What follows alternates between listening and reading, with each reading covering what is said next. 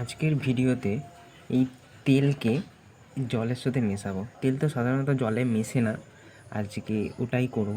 তো যারা যারা নতুন, চ্যানেলটিকে সাবস্ক্রাইব করবে এবং পাশে থাকবে এবং লাইক করে দেবে এই ইন্টারেস্টিং ভিডিও পাওয়ার জন্য। এবং আমি আরও চেষ্টা করব এরকম মজার মজার ভিডিও এবং এক্সপেরিমেন্ট আনার জন্য। তো চলো শুরু করা যাক। তো প্রথমত আমরা নিয়ে নেব তেল।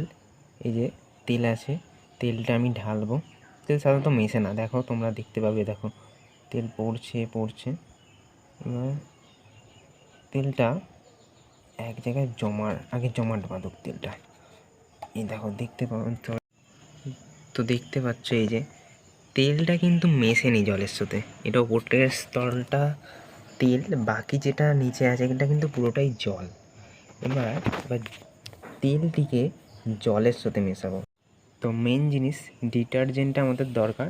এটা একটা জায়গায় ঢেলে নেবো, এর কৌটোর ওপরেই আমরা ঢেলে নেবো ডিটারজেন্টটা অল্প করে।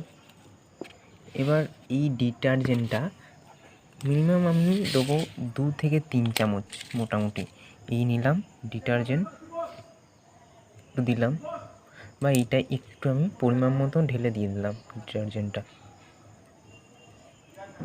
দেখা যাক কী হয়। এবার মেন জিনিস, এটাকে মিক্সিং করতে হবে।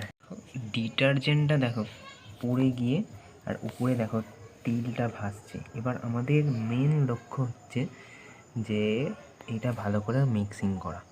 তো চলো মিক্সিং করা যাক। এই যে আমি নিয়ে নিয়েছি চামচ, এবার চলো শুরু করা যাক মিক্সিংটা। এই দেখো মিক্সিং হচ্ছে